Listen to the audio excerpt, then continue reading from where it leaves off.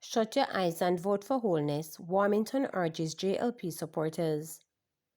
Senior Jamaica Labour Party JLP member Edward Warmington has urged labourists in Westmoreland Central to shut mouth, shut your eye and vote for Andrew Holness if they dislike their Member of Parliament George Wright. I am proud to be here. When others abandoned George Wright, I was there, Warmington said at the Westmoreland Central Workers' Awards ceremony. When one sin and come short of the glory of God, we should not turn our backs. He was likely referring to the stool-beating case in which Wright and his partner filed separate accused assault reports, which they later abandoned. Wright, who faced significant public backlash, resigned from the party but readmitted in February. Addressing internal grumbling, Warmington lashes out at dissatisfied supporters. Stop complaining. You may not like your Member of Parliament. You don't like him, but he's better than the PNP. Work with him. If you think you can't work with George Wright, go behind the screen, close your eye, and say, may I vote for Andrew Holness and the Labour Party. Warmington added, don't stay home, put the X beside the bell. Despite the controversy, Warmington, whose speech was interspersed with expletives, remained confident. I am confident my colleagues will take all 3 Westmoreland seats. Warmington is chair of the JLP-era Council 2 region. Later on in his presentation, Warmington repeated his racial criticism of Mark Golding, the opposition leader and president of the People's National Party. We could never, my brothers and sisters, go back to elect a white Jewish man to lead us again. We are for Andrew Holness, he stated. 3 charged with financial crimes, millions recovered in JCF operations. 3 men have been arrested and charged with financial crimes following a series of swift and coordinated operations by the Jamaica Constabulary Force JCF, Counter-Terrorism and Organized Crime Investigations Branch CTOC, in partnership with the Financial Investigations Division FID and investigators from the Manchester and Clarendon divisions. On June 17, 2025, members of CTOC Constabulary Financial Unit CFU intercepted a man attempting to withdraw funds at a commercial bank. Police say these funds were the proceeds of a phishing attack and social engineering scheme that had granted unauthorized access to an elderly person's bank account, fleecing the individual of over $2.2 million. The accused is 28-year-old Omar Daly, an AC technician of a Kingston address. He was arrested and charged with various offenses under the Cybercrimes Act, Proceeds of Crime Act, and at common law. He is scheduled to appear in the Kingston and St. Andrew Parish Court on August 21, 2025. Further targeted anti-fraud operations were carried out on Tuesday, June 25, 2025, and Thursday, June 26, 2025, in Manchester and Clarendon. These operations targeted key members of a group believed to be responsible for a series of online frauds that defrauded a commercial bank of nearly $100 million. The multi-agency effort led to the arrest and charge of 27-year-old Maison Green, a customer service representative of Manchester, and 26-year-old Lavonia Livermore of a Clarendon address. Both individuals have been charged with breaches of the Proceeds of Crime Act. They are to appear in the Kingston and St. Andrew Parish Court on July 14, 2025.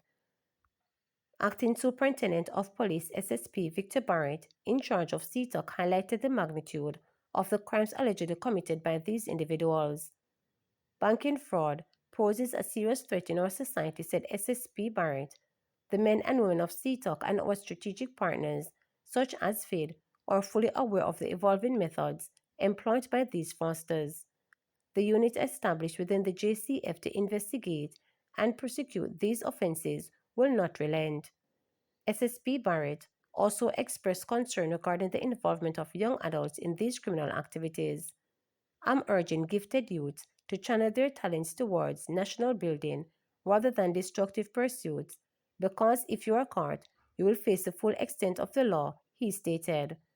Anyone with information that can assist with the investigation is urged to call CTOC at 876-967-1389, the National Intelligence Bureau at 811, Crime Stop at 311, or the nearest police station. Opposition urges Health Minister Dr. Christopher Tufton to improve rural healthcare access. People's National Party candidate for St. Elizabeth Northwestern, Patricia Scarlett Forrester, is calling on Health Minister Dr. Christopher Tufton to address the urgent need for increased access to healthcare services in rural communities. According to her, residents of rural communities continue to face significant barriers to accessing healthcare compared to their urban counterpart, resulting in poor health outcomes. She noted that in St. Elizabeth Northwestern, the challenges are especially severe as residents face limited access to healthcare professionals, geographic isolation, and a lack of specialized care and resources. Mrs. Scarlett Forrester revealed that she recently toured 5 of the 6 health centers across the constituency, alongside Junior Shadow spokesperson on health, Councillor Jess James Clark, in order to access the conditions of the facilities and the level of healthcare services being delivered. She highlighted that St. Elizabeth Northwestern has a population exceeding 37,000 residents. Mrs. Scarlett Forrester said the constituency faces an increase in demand for medical services. She is therefore calling for the replacement of a permanent resident doctor and a dentist in each division, as well as a registered nurse at every health facility. St. Katherine man gets suspended sentence for extortion over back-to-school event. A St. Katherine man who pleaded guilty to extortion in the parish court on Friday was sentenced to 6 months imprisonment, suspended for 3 years. The accused, Joseph Hilton, a laborer of Spanish Town, was charged after making repeated demands for a back-to-school function to be held in the Johnson Pen community, warning in a letter that if the event was not staged, God's wrath will manifest. The court was told that in May 2025, Hilton went to a hardware store in Spanish Town and delivered a letter making the demand.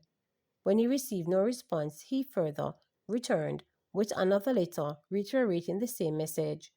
A report was made to the Spanish Town Police, who launched an investigation that led to Hilton's arrest and subsequent charge of extortion. In court, Hilton's attorney Nicholas Edmond pleaded for leniency, arguing that his client is a missionary who meant no harm. Your Honor, my instruction is that my client is a missionary and was just persuading the complainant to respond to a previous letter sent in support of a back-to-school function. He also has a mental health condition and made no threats, Edmond told the court, noting that Hilton had recently undergone an assessment. After reviewing the content of the letters and considering the submission, the judge imposed a 6-month prison sentence, suspended for 3 years. It means if he violates certain conditions, he will be forced to serve a prison term. The judge warned him to keep the peace. Christopher Jarrett, elected JHTA president, promises continued advocacy. Hotelier Christopher Jarrett has been elected as the new head of the Jamaica Hotel and Tourist Association, JHTA. He takes over from Robin Russell, who opted not to seek re-election after serving for 3 terms. Jarrett had served as first vice president to Russell. Jarrett told reporters that he plans to continue on the path of advocacy for the membership on important matters impacting the industry. We've always challenged the government on issues like taxation and others that may relate to the hotels and the other members, so we'll just be stepping that up, he declared.